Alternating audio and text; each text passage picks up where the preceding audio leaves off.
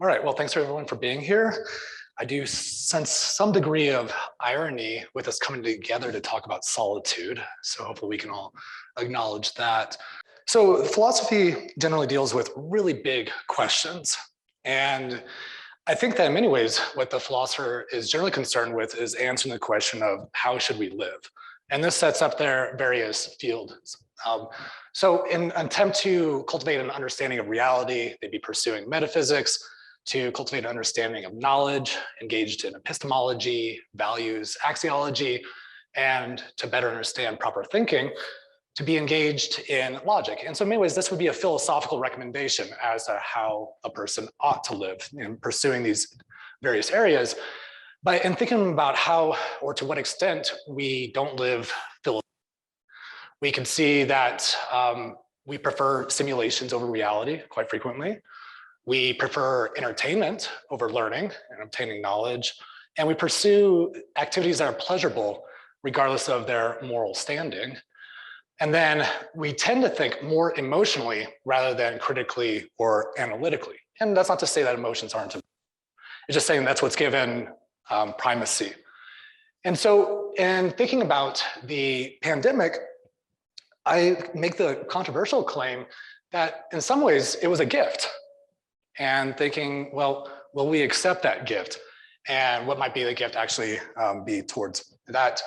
Well, in many ways, it provided us with an opportunity for reflection, in large part to think about what does it mean to know thyself? And this is the principal concern that Socrates puts forward here in the Platonic dialogue, where he's asking, so blessed man, be persuaded by me and by the inscription at Delphi to know thyself. And he states later on, now is the case that to know thyself is easy. And was it some ordinary person who set up this inscription in the temple at Delphi, or is it difficult and not for everybody? And Alcibiades responds, Socrates, I've often thought that it is for everybody, and often that it is extremely difficult to know yourself.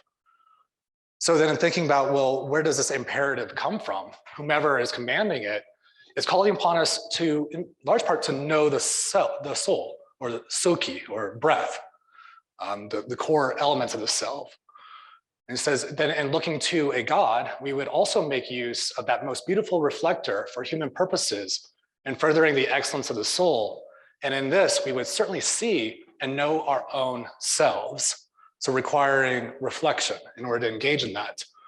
But in large part, there's the capacity that in knowing yourself, you cultivate the virtue of temperance or self-control. And so in some sense, we could think of the pandemic as an opportunity to reflect on ourselves, to cultivate various virtues, primarily the one of temperance as being advocated by Socrates here. So I would say that in some sense that Governor Ducey had given us this gift when on March 31st, he had stated that we should stay at home. And we had stated to stay home, stay healthy, and stay connected. But very quickly, May 15th, he allowed for retail shops and restaurants to resume businesses when adhering to those state guidelines he had imposed. I would suggest that he actually prevented us from fully developing the virtues that we could have had he had us stay home a little bit longer. But it's just so fascinating just thinking about how a couple of years ago, what the shelves looked like at grocery stores compared to now, that sense of urgency and panic and our mental state at the present time. And in some ways, this is the general trend of the pandemic so far in Arizona. The reason why I say so far is I think that we need to remind ourselves that the pandemic is not over. If you look at the very far right of the screen, the numbers are still higher than where they were when we went into lockdown. And I think that's an important note to reflect on. I'm not going to be getting into the contentiousness of what's being discussed around. I'm more concerned about what's in the box of what happened during that time of lockdown. What did we do with that amount of time that was available to us? So what did we say that we were going to do during quarantine? Many of us said, I'm going to write a novel. I'm going to read a book. Fascinating that we require quarantine to read a book. But I'm going to learn an instrument, a new language, how to bake bread. mean, how many of you ended up baking so many things that you had no idea you were going to bake? Work out, get healthy, meditate, pick up a new hobby. My favorite was to clean the house. Got the time, finally. In some sense, we all thought that we were going to become our own personal superheroes. That's okay, I've got this time, I don't have to go to work, I just phone in, I could just do a Zoom meeting in my PJs, and then I get to do whatever else I want to for myself. I'm gonna rock it. But what happened? Well, we ended up posting on social media extensively, watched Netflix, bought an instrument, so good start. But how many of you ended up returning that instrument, or it's still sitting in a corner? Maybe some of you signed up for Duolingo. Maybe you bought a bread machine, and some of this is autobiographical, gaining 40 pounds. Slept, shopped on Amazon, and found creative ways to hide messes. And I thought in a lot of ways that the movie WALL-E helped capture kind of what happened during quarantine. Being behind a screen, just getting these dopamine kicks periodically and thinking about, that's gonna be okay. But a question I want to ask ourselves is, why did we fail ourselves? That when we were given this opportunity to become the people that we wanted to be, to become our own personal superheroes, that somehow when given this chance, we didn't quite make it. Well, I claim that we don't know how to thrive in solitude. How often are we actually in that state? So we don't know how to thrive in solitude because we haven't practiced solitude. And why don't we practice it? In fact, we tend to avoid it. And why do we avoid solitude? Well, in large part, we think that's negative. But should we think of solitude as being a negative? And I'm going to claim no. So I think that the reason that's led us to think that solitude is in fact a negative is a mistaken association between loneliness and solitude. So I imagine the reasoning being along these lines of, well, we associate solitude with being alone, and we believe that being alone contributes to loneliness. And we take loneliness to be a negative, therefore we believe that being alone is itself a negative, and therefore we believe that solitude is negative. And this is a point that Martin Heidegger had highlighted in thinking about this experience of loneliness, that it's this general longing and creation of this agony of the nearness of the distant, of wanting to be close to someone, but yet they're so far away, and the agony that's created. And I think that's what many of us experienced during quarantine, was being so close to others, but yet being so far away. Not being able to interact, not being able to hug each other, not being able to go into a public space and socialize in the ways that we had become accustomed to. So I do agree that loneliness is a negative, but why do we think that is?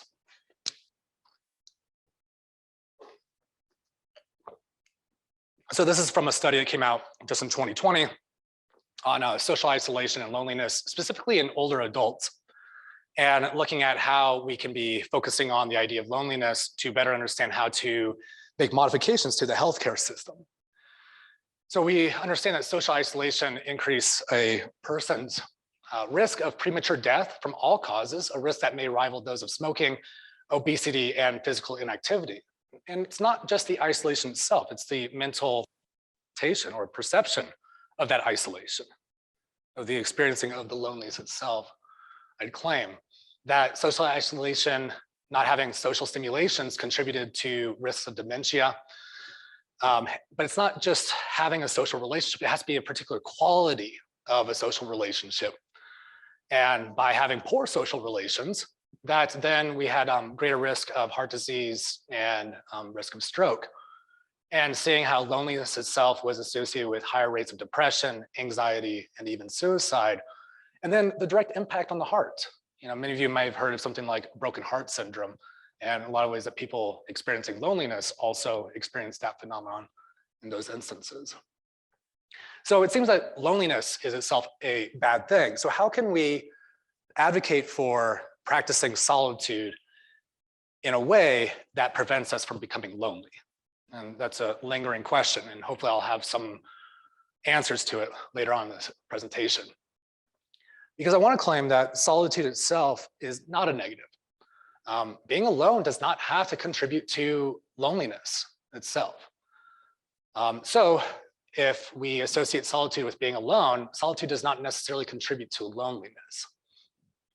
So we have to figure out then what might be positive benefits of being alone. And some various thinkers have explored this topic, where someone like Hegel has stated that self-consciousness is the fount of truth, that by being alone, you have an opportunity for discovery. That from Fichte's point of view, that look at yourself, shift your gaze from everything around you and direct it to your interior. This is the first request that philosophy makes to her apprentice. You're not going to talk about anything outside of you, but only of yourself, that by being alone, it's an opportunity for self-discovery. And then from Montaigne, every person contains with themselves the entire form of the human condition. So when you're alone, we can reinterpret that experience away from loneliness, but to an exciting opportunity for discovery. And so it doesn't have to be a negative, but we still have a tendency to avoid it. And I'm sure that even after today's talk, many of you will still continue to avoid it. I don't imagine everyone's going to, embark on a hermitage as a result of this talk. And I hope that's not the case. So in which ways do we dislike being alone? I found this to be one of the most entertaining studies where I'll just summarize it, that they found that people had a preference for distraction over being with their own thoughts.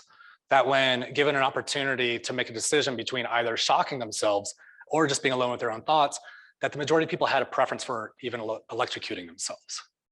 And I find that's interesting, that any kind of distraction in general is preferable to sitting with your own thoughts in mind. And then to Aristotle's point, we're social creatures, that we can't help but want to be with others in some capacity. And I'll talk about what it means to be with others too much in just a moment. So he stated here, humans are by nature an individual who is unsocial naturally and not accidentally is either beneath our notice or more than human. Society is something that precedes the individual, that we're born into a social context. Anyone who either cannot lead the common life or is so self-sufficient as not to need to, and therefore does not partake of society, is no longer human, but either a beast or a god. And so in thinking about, well, what kind of creatures are we? We're inherently social. And furthermore, we don't like being in solitude. Thinking about in the prison system, that solitary confinement is one of the worst punishments that someone can experience. Okay? So again, it's trying to figure out that balance of the right amount of solitude, but getting away from shocking yourself, hopefully. So in which ways do we avoid solitude? We engage, as I stated earlier, in simulations, entertainment, and pleasurable activities. And there's been some interesting studies during the pandemic to better understand internet-based addictive behaviors during the pandemic, the extent to which people basically put their lives online.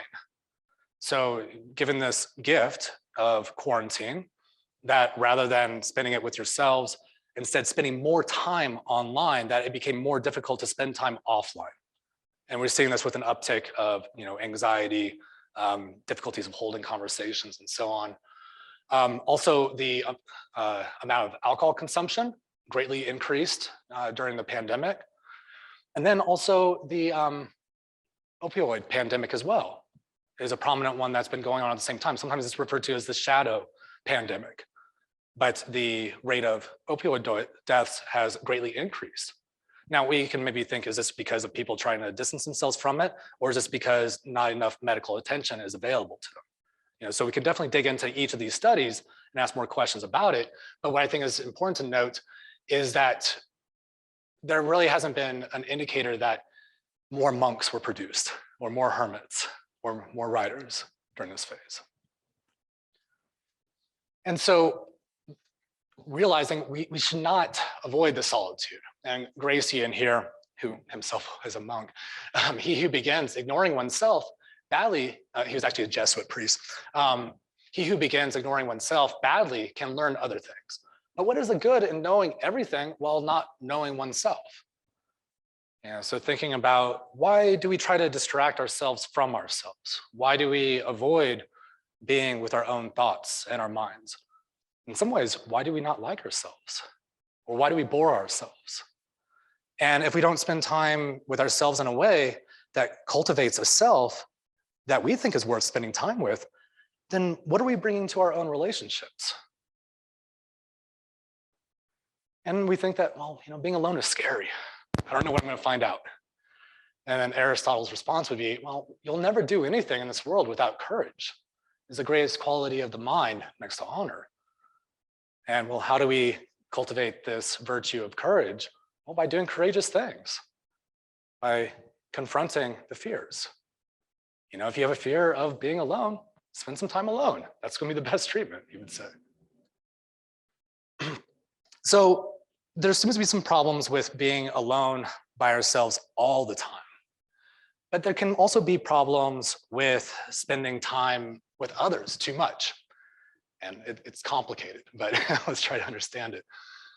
So many of us have had the experience of feeling alone when in the presence of others, partly because the relationships themselves may be inauthentic, that we're performing. You're maybe not presenting your true self. You may not say things that you truly believe because you are afraid of being judged or no longer liked in that interaction. And in large part because a lot of us are insecure about who we are because we haven't spent time to discover who we are. So we're not sure of who we are, and that when we're in the presence of others, that we might feel isolated or alone, even in that social interaction. And in a more of a loving relationship, Simone de Beauvoir has stated here that authentic love must be founded on reciprocal recognition of two freedoms, that you have to be your authentic self and in a relationship in which you can freely express that self to identify it as being authentic love. And then Carl Jung here stating that we should look forward to that privilege in which you can become who you truly are. So many of us, especially in a college environment, are trying to become a new person. But the question is, who are you presently? And what tools can you have access to discover who you are? Also, being connected to people on a regular basis can contribute to loneliness. So if you never unplug, that they found that contributes to depression, loneliness. But this has actually become much more complicated in the COVID era. So the study in 2001 really highlighted a clear correlation between amount of time being connected to technological device or the internet and the feelings of self-esteem and depression rates and feelings of loneliness. But more recently, especially with generations being born with this technology around, that they found that the internet can be of help to especially elderly people who otherwise would be in isolation at the retirement homes or senior living facilities. And then also with higher education students, so college students, they've seen that being connected through social media and the internet can help with feelings of loneliness. But the caveat is that those relationships are with people that outside of those internet environments. They found that if you only have these virtual connections, then the loneliness is still experienced. Okay, so that's something to highlight why it's a little bit complicated thing about our relationships to technology as attempts to alleviate the feelings of loneliness. Being with others in the world too can generally be a negative. And this is sometimes framed as the hedgehog dilemma by Arthur Schopenhauer, which he states, imagine one cold winter's day, a number of porcupines huddled together quite closely in order, through their mutual warmth, to prevent themselves from being frozen. But they soon felt the effect of their quills on one another, which made them again move apart. Now, when the need for warmth once more brought them together, the drawback of the quills was repeated, so that they were tossed between two evils, okay, being poked or being cold. But they had to find a good distance that would allow for them to tolerate each other. And I think that we've all had a similar experience, even with maybe our closest friends. hey, I like you, but I need some time. We should take a break, give me an hour or so, or a month or a year, but I'll get back to you. Thus, the need for society, which springs from the emptiness and monotony of humans' lives, drives them together. But there are many unpleasant and repulsive qualities and insufferable drawbacks once more drive them apart. So we have a tendency to not tolerate each other too well, but yet we need to be together. The mean distance which they finally discover and which enables them to endure being together is politeness and good manners, so being kind to one another. Whoever does not keep to this is told in England to keep his distance. So we, in many ways, have to figure out how to balance our need of being with each other, but to not, poke each other with our quills, so to speak. We also have to be aware of the people that we are interacting with. And so Epictetus here states, he who frequently mingles with others, either in conversation or at entertainments or in any familiar way of living, must necessarily either become like his companions or bring them over to his own way. For if a dead coal be applied to a live one, either the first will quench the last or the last kindle the first. Since then, the danger is so great, caution must be used in entering into these familiarities with the crowd, remembering that it is impossible to touch a chimney sweeper without being partaker of his suit, that we do have the ability to impact each other. And those of you who've seen Neon Genesis should understand why I have that image there of how one can influence the other in potentially negative ways. And we may tell others that being around someone is a bad influence on you. You might be a bad influence on someone else. So the people that we surround ourselves has a capacity to influence who we ourselves happen to be. So in some sense, we need to find a balance. And one of the ways of developing this balance is by practicing solitude. So according to the Buddha here, he states, solitude is not negative, but it's happiness for one who is content, who has heard the Dharma or teachings and clearly sees. So delight in meditation in solitude, compose yourself, be happy. Why? Because you are a seeker. That one being in solitude, you have the opportunity to discover. Those of you who are theistically inclined may resonate with these biblical quotes from Mark 6:31. Come away by yourselves to a deserted place and rest a while. That we think about how fatigued we might be because we're always checking in our technologies. We're always checking in with each other. We don't have opportunities to just rest. And we see that especially with even this pandemic fatigue, is that because so many people are just consuming news and information all the time. And large part is information we don't know what to do with, and we don't have control over it either. So that's exhausting. So how do we take a break? Experience a little solitude, take a rest. And from Romans, do not conform yourselves to this age. So in many ways, be wary of the culture itself, but be transformed by the renewal of your own mind that you may discern the will of God, what is good and pleasing and perfect. That, if you're wanting to hear what God has to say, take time to listen. And then back to Aristotle, states that excellence is an art won by training and habituation. We do not act rightly because we have virtue or excellence at birth, but we rather have those because we have acted rightly. We are what we repeatedly do. Excellence then is not an act, but more importantly, a habit. That it shouldn't be a struggle. And men become builders by building, and lyre players by playing the lyre. So too, we become just by doing just acts. Temperate, or having self-control, by doing things that require self-control. Brave or courageous, by doing things that require courage. And then back to Epictetus. Every great gift is dangerous to a beginner. So the gift of solitude that we've been given in the past few years is dangerous to us. Why? Because we're beginners. So we must study first how to live like a person in sickness, such that in time you may know how to live like one in health. That, when you're with others, study solitude. So in that way, when you are with others, you're better off. kind of the punchline here is that with practicing solitude, we become better at solitude. So some recommendations on how we should practice solitude. Frankie gave some great ideas in his presentation. But this is tied to many of the wisdom traditions and this idea of just being still. Disconnect for a moment. Something as simple as putting your phone in airplane mode. You're told to do that when flying on a plane. Why not do that for yourself? But more importantly, breathing. And more importantly, one breath at a time. And just having that as your focus. The breath is the most intimate way of connecting to yourself. It's always with you.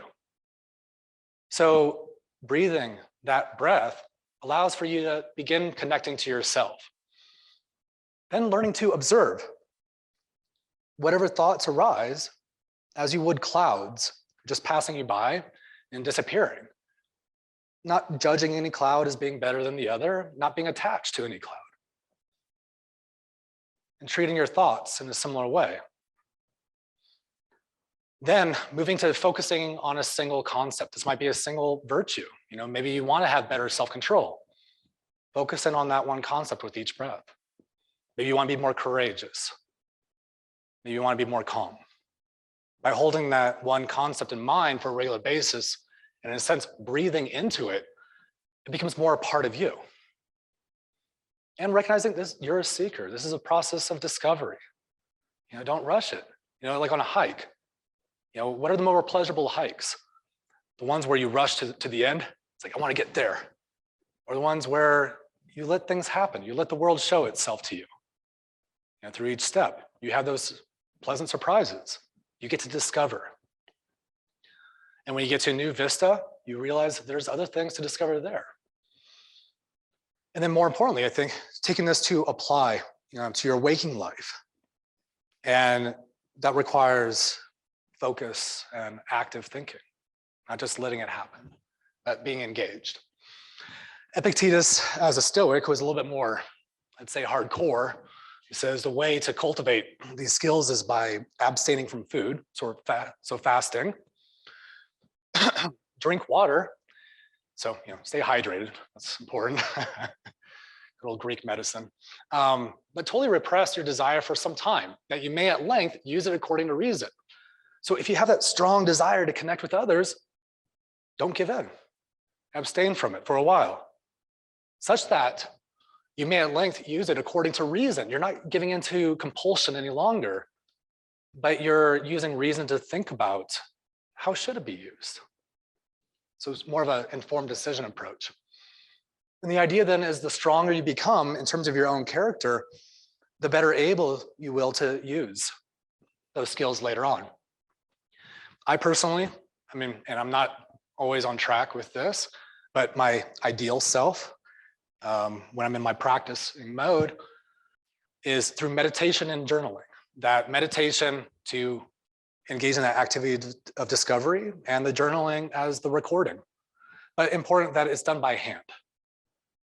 Otherwise, when we make these motions, we become more disconnected from the words than, say, by writing out the full word. And they've even found with cursive that we have a better ability to retain the information than when even printing or typing. And the goal here then is to learn how to actually thrive in solitude, because we have no control over our social relations. We don't know what social relations will arise. And so in many ways, we don't want our lives to be dependent upon what others do, especially when they're out of our own controls. So by learning how to enjoy and thrive in solitude, that when a social relationship arises, it's a pleasant gift. It's a pleasant surprise. Why? Well, because you're good on your own too. You're fine. So why should we be concerned with doing this? Well, for one, to ensure that when we are alone, that we are not lonely, to get away from the negative aspects of being in isolation or alone. And an important question to ask ourselves is, if you feel lonely, just ask, what am I lacking such that I believe only another person can alleviate this feeling. And then thinking, well, how can I fill that gap for myself? Not just to distract it, but to actually accommodate ourselves. And then that would allow for us to have the abilities to contribute to the flourishment of our own individual lives. So we can ask, how am I better off for having spent time with myself? And I think that's a helpful exercise for any activity. Am I better off for this thing that I have done? Am I better off for having binge watched this entire season? Or am I better off for having learned a new skill? Aristotle thought that the idea of recreation was to really recreate yourself. And that when we're engaged in activities of recreation, it's to prepare us for pursuing virtue, not to just take an entire break from living.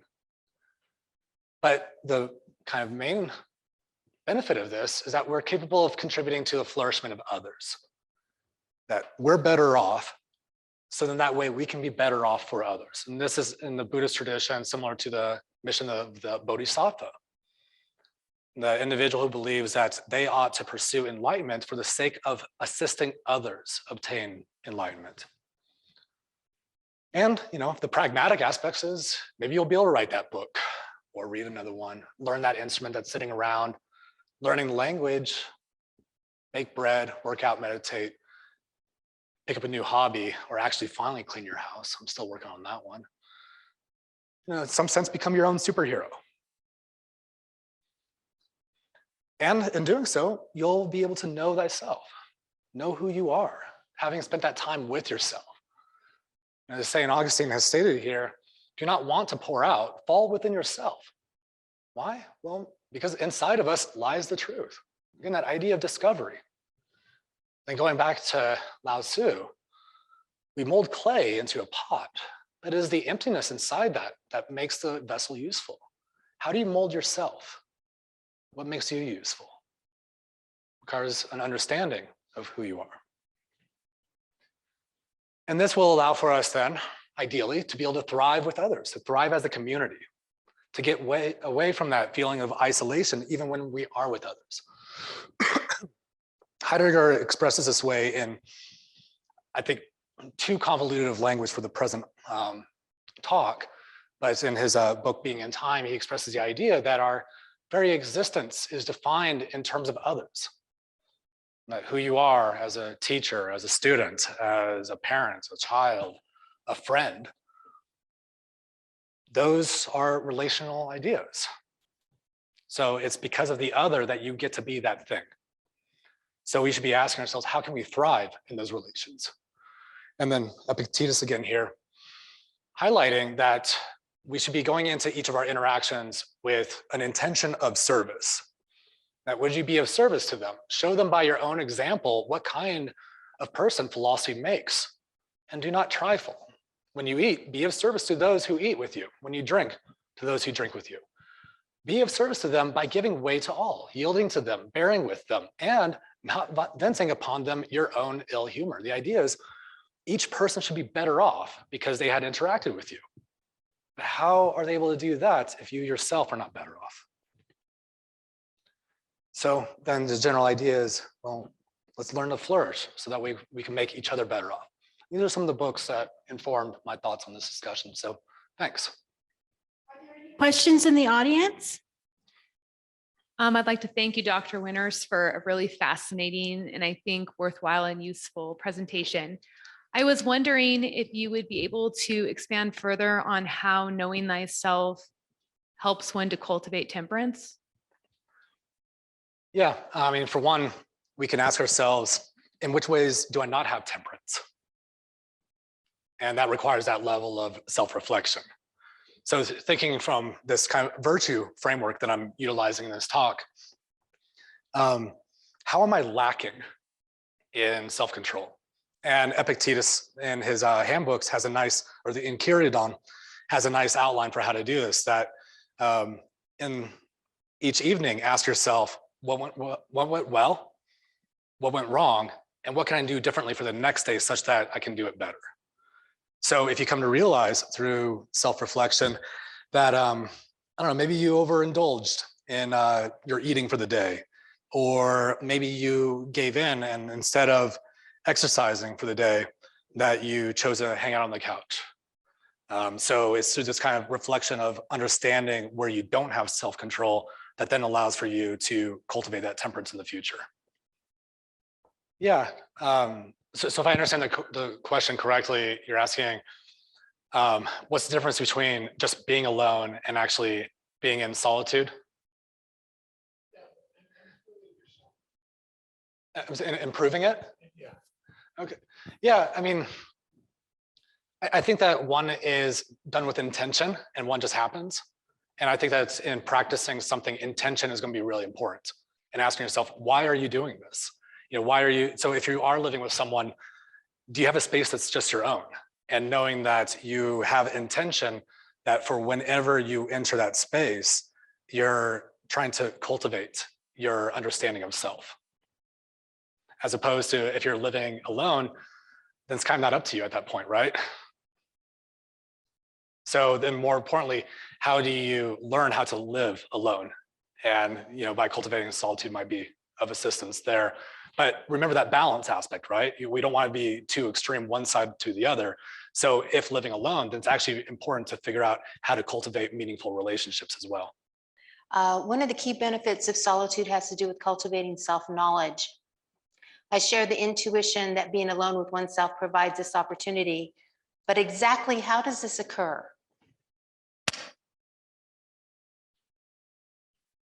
Can you read the last part again, please? Spencer says, I share the intuition that being alone with oneself provides this opportunity of cultivating self-knowledge, but exactly how does this occur? Okay, well, hi, Spencer. And I mean, the exact, I don't think there's any one way that it happens. I think it's context dependent, so going back to, I'm sorry, I don't know your name, but to the earlier, yeah. He adds, meditation and journaling was your suggestion, but expand on how this helps us develop self-knowledge. Oh, thanks. Yeah, so through the meditation aspect, that's the discovery.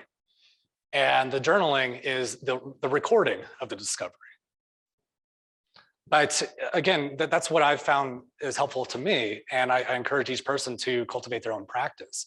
But the important issue is of intention, of having an understanding of why you are doing that particular thing. And so if you find that, by going for walks or working out, that you're able to be in that state of mind and not just distracted and present with yourself, then that's an opportunity for discovery as well. This is my throw in. It's the art of noticing, the art of noticing that gets us over the hump. Yeah, but it has to be two aspects, right? Because you have to be intending for it so that when it does show up, you know what to do with it, rather than just it happens like, oh, that was neat. Gen Z experiences so much solitude already, living online essentially. So is solitude not recommended for them? Yeah, so I think that's an important question. And I don't think I have the answer, but what I would actually say is that being online is actually not solitude. I think that's being alone or a state of isolation. And so I would say that the solitude is where you're actually with yourself, not with others in a kind of asynchronous fashion. So that's where I think that the unplugging aspect, the disconnecting, is really important, because when we're online, we kind of just become pure consumers at that point. Just taking in so much information for an extended time that we have to start asking, what is our own mind when we're in online environments? Or to what extent have they become dependent on those online spaces that when we do unplug, we experience feelings of anxiety and aloneness? So in that particular case, I would recommend taking time, taking breaks, setting timers or so, to think that, okay, I've been online for, 8 hours, 10 hours, 11 hours. I probably need an hour break at least. And I'm thinking about my own internet dependency issues back in the past. I mean, yeah, there were times when I was easily spending sometimes 14 hours in online environments.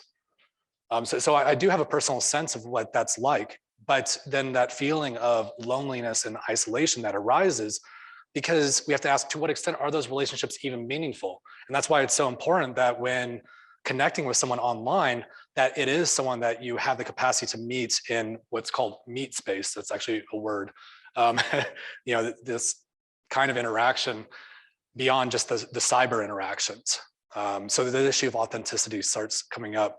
So I would still recommend Solitude for anyone who finds that most of their life takes place online, to then check in with themselves and ask, okay, well, who am I beyond just this online presence? So thanks for the question, Liz. More questions. Jamie Kerr says, I find it exceedingly important to cultivate an ideal version of myself to be of service to others. Can you speak more to the ways in which cultivating solitude while living with others can be beneficial, and where the lines are drawn between pulling away from sharing a space and cultivating space for yourself? Yeah, thanks, Jamie. I think that you kind of recapitulated Schopenhauer's hedgehog dilemma. I mean, that's really the issue, especially when cohabitating, of how do we set up space that allows for us to check in with ourselves while at the same time not being neglectful of the person with whom we are sharing that space. And there, I think that Thich Nhat Hanh's small little meditation book called Making Space is particularly helpful in recognizing how you can really frame any environment in a way that allows for you to check in with yourself. And then I would say communication, don't be, as Schopenhauer indicated, don't be rude or a jerk about it. Communication is key, because the other person probably needs their solitude as well. So thinking about how can that shared space be created in a way that allows each person to become their authentic selves, so in that way you can enjoy and respect each other freely. Okay, I have a question. So it's the journaling question. So meditation opens us up to notice. Journaling is the documentation of what we noticed. And when you go back and read your journal, what happens then? Yeah, it depends on what I end up reading, right? Was I having a good day or a bad day? Again, but also I want to highlight that journaling itself can be an activity of discovery. I don't know if you've ever done free writing and just set a timer for 5, 10, an hour. That things get really neat when you do it for an hour.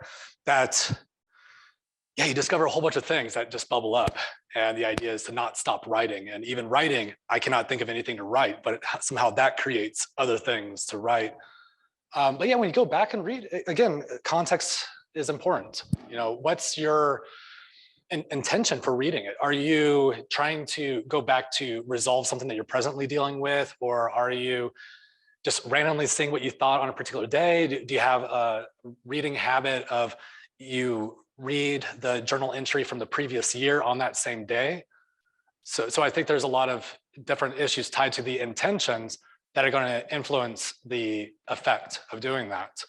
But hopefully, maybe you get to observe things about yourself in terms of your story or your narrative, and thinking about, yeah, I used to be that person, or I'm still that person. Maybe I'm glad I'm still that person, or maybe you find things that you want to revise at that point as well too. Yeah. I have a question. Yeah. And in any of your readings, did they talk about solitude and pets? Oh, that's interesting. No, Yeah. not that I came across. Oh, okay. But what's your thought? I was wondering is if it's true solitude if I have my dog with me. Well, Is that's a Yeah. good question. That ties back to Jamie's question as well about, can we have solitude when living with others? It's almost like the opposite of your question of having solitude from living alone to having solitude with living with others. And I think this is an open dialogue of, what does it mean to actually have solitude? Is it actually being in a physical space alone, or is it possible to just go inward and experience that solitude? So when I lived in the San Francisco area, I used to use my BART commute into the city as an opportunity to do my meditation. And I would meditate. So it was a 45-minute long BART ride. And so I got to use that 45 minutes to meditate every single day. And a question to ask is, was I experiencing solitude in those moments? Even though there were plenty of people around me. And I think that if we can move towards a view that you can experience solitude regardless of whomever is around you, then that actually might be of help or of use to people who do live in really large cities, who don't feel like they ever have those opportunities to just be with themselves.